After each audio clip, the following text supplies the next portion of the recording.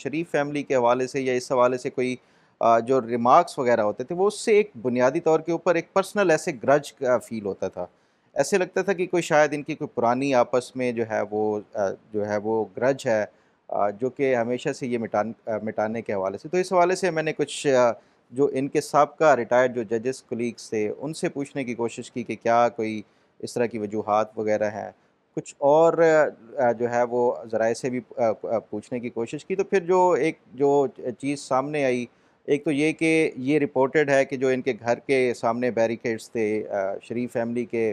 जो model town में इनकी रिहाइशगाह है, तो उससे जज साहब काफ़ी ज़्यादा तंग होते थे और अक्सर औक़ात ये कंप्लेंट भी करते थे। वो तो ख़ैर वो ओपन एक सबके सामने था। जो दूसरी एक जो रीज़न सामने आई ना, वो ये थी कि इनके भाई थे एजाज़ुल एहसन साहब के, मेजर इज़हारुल एहसन।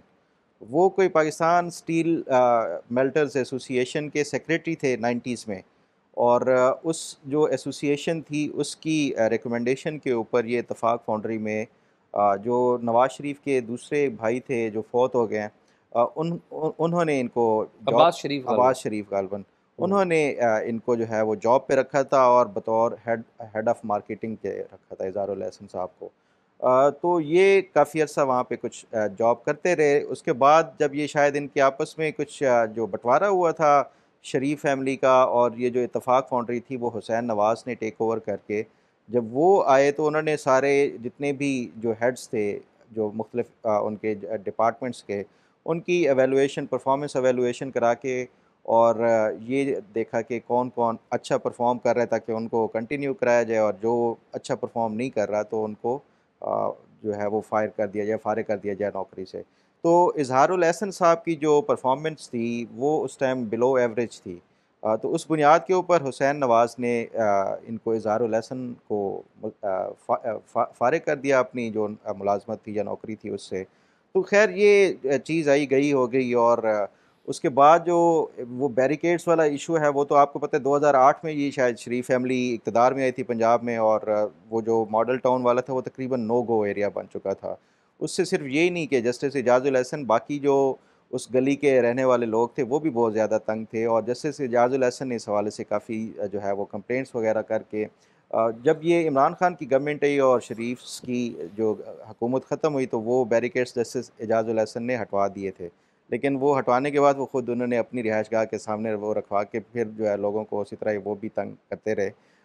फिर 2013 का एक वाक़या हुआ, इज़हारुल एहसन साहब कोई एक डेलीगेशन बिज़नेसमैन का लेके वो सऊदी अरब गए, और सऊदी अरब में जो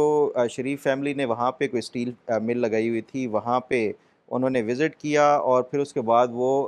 हुसैन नवाज़ के ऑफ़िस में जाके उन्होंने उससे मुलाकात के लिए वो किया। तो हुसैन नवाज़ ने जो है उस टाइम कोई अच्छा उसका तासुर नहीं दिया, और जो मुलाकात थी वो बड़ा कोल्ड शोल्डर दिया, और उनको इज़हारुल एहसन साहब को ये कहा कि आपको अगर मुलाकात करनी थी या तो आपको पहले अपॉइंटमेंट लेनी चाहिए थी, या एटलीस्ट जो मेरा स्टाफ़ है उसको बता देते, ताकि एक बंदा प्रॉपर जो है वो एक मुलाकात और तैयारी और उसके साथ ही वो किया जाए। तो ये कोई एक अच्छा वो उन्होंने एक वो नहीं दिया जो उनके साथ मुलाकात का एक जो वो था। तो उस टाइम तक जज साहब भी जो है वो जज थे और बड़े अच्छे ओहदे के ऊपर थे, तो वो भाई ने जाके फिर इनको ये बताया, एक पुराना भी उनका जब ताल्लुक था और साथ ये भी। तो इससे जो ये 2 वाक़यात सामने आए, और इससे अंदाज़ा होता है कि आपको पता है ना कि जो जजेस हैं जब ये ओथ लेते हैं, तो हमारे जो कॉन्स्टिट्यूशन में जो शेड्यूल 4th है, उसमें ओथ में इनका दिया हुआ है कि ये इनके फ़ैसलों में ना ये किसी को पर्सनल उसके लाइकिंग और डिसलाइकिंग और उसके ऊपर कोई फ़ेवर देंगे, और ना ही इल विल जो आपकी है वो उसका इज़हार किया जा सकता है, जो जज का कंडक्ट है उसके हवाले से। तो हमारे अक्सर जजेस के हवाले से हमने देखा है, वो किसी के भी हो सकता है, मतलब ये नहीं कि जैसे एजाज़ुल एहसन ये जुडिशरी के अंदर के अगर किसी की ज़ाती रंजिश है, तो वो फिर कोशिश सिर्फ़ जुडिशरी में नहीं है, ये बाकी जो जिसके पास भी ताकत और ओहदा आता है, तो वो यही करता है ज़ाती रंजिश मिटाने के हवाले से। तो ये जो है ना, ये जस्टिस एजाज़ुल एहसन साहब की वो है। अच्छा, इस पे एक और चीज़ छोटी-सी मैं ऐड कर दूँ, वो जस्टिस साकिब निसार के हवाले से भी हमेशा ये एक तासुर दिया जाता है कि जस्टिस साकिब निसार जो थे, वो तो शरीफ फैमिली के बड़े क्लोज़ थे। शरीफ फैमिली ने उनको लॉ सेक्रेटरी बनाया हुआ था, फिर जब ये जज बने थे लाहौर हाई कोर्ट में, तो उस टाइम भी बड़ा जो शरीफ फैमिली की वजह से ही इनको जज बनाया गया था।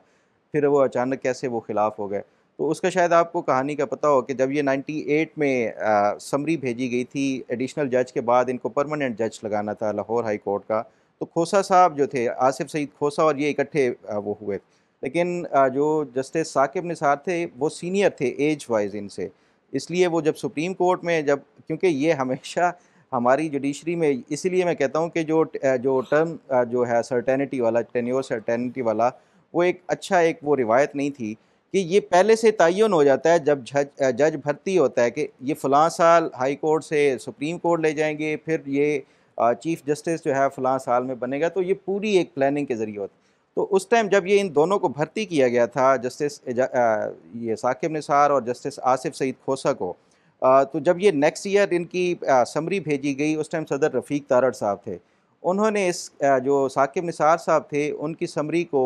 ये नोट लिख के वापस कर दिया था कि ये मज़ीद 1 साल एडिशनल जज के तौर के ऊपर काम करें, अगले साल इनको जो है वो परमानेंट जज के तौर के ऊपर हम वो अपॉइंट करेंगे। अब उसकी वो जो जस्टिस थे नसीमुल हसन शाह, ये उनके और तारड़ साहब के नसीम आपस, हसन शाह। नसीम हसन शाह, उनके और तारड़ साहब के बड़े अच्छे ताल्लुकात थे। तो उनकी बुनियाद के ऊपर नसीम हसन शाह साहब ये चाहते थे कि जो उनका दामाद है वो पहले चीफ़ जस्टिस बने, अदरवाइज़ वो दोनों एक साथ ही परमानेंट होते तो फिर साकिब निसार साहब पहले आ जाते।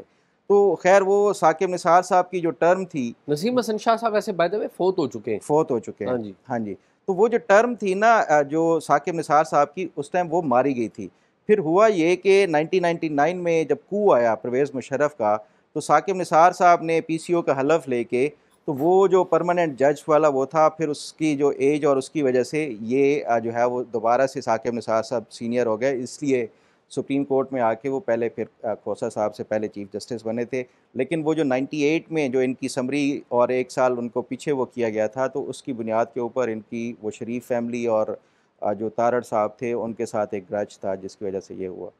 तो ये शाहजी एक वो था। इंटरेस्टिंग इंटरेस्टिंग बातें हैं एक ये। फ़खर, ये जो बातें आपने बताई हैं जस्टिस एजाजुल एहसन के बारे में और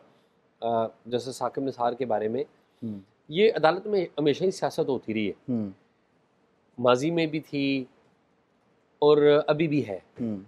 ये कभी ख़त्म नहीं हुई, हुँ, उसकी फ्रीक्वेंसी बदलती रही है, लेकिन अदालत के पास इस बात का अख्तियार होना कि वो मुंतखब हुकूमत को फ़ारग कर दे या पार्लियामेंट के अराकीन, अब पार्लियामेंट जैसी भी है,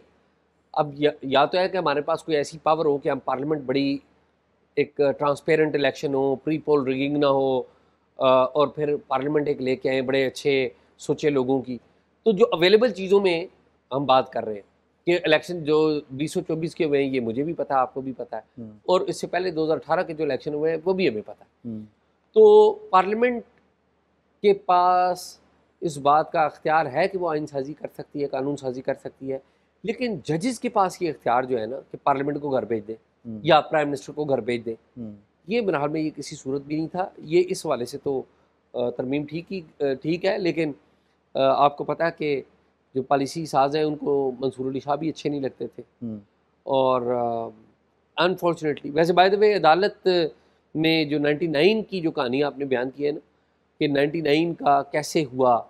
कि जज साहिबान ने कैसे मनूवर किया जो मनूवर सीनियरिटी किया, लिस्ट का या इसका। और जज साहिबान ने किस तरीके से पीसीओ का हलफ लिया। तो फ़कीर खोखर साहब हुआ करते थे उस वक्त सेक्रेटरी लॉ, अच्छा। उन्होंने बड़ा रोल प्ले किया था एट दैट टाइम। हुँ, शरीफुद्दीन पीरज़ादा थे जो कि मुशर्रफ साहब के अटॉर्नी जनरल भी बने। मुशर्रफ साहब शुरू में बने थे चीफ़ एग्जेक्टिव, हुँ, तो चीफ़ एग्जेक्टिव की जो टर्म है ना वो शरीफुद्दीन पीरज़ादा साहब ने मुशर्रफ साहब को दी थी। हुँ, और अदालत के अंदर जो हीरे इकट्ठे किए गए थे उस वक्त, और उनमें इफ्तिखार चौधरी साहब भी एक हीरा थे हुँ, बहुत सारे हीरों में, हुँ, तो वो शरीफुद्दीन पीरज़ादा और फ़कीर खोखर साहब की मुश्तरका काविशों का नतीजा था।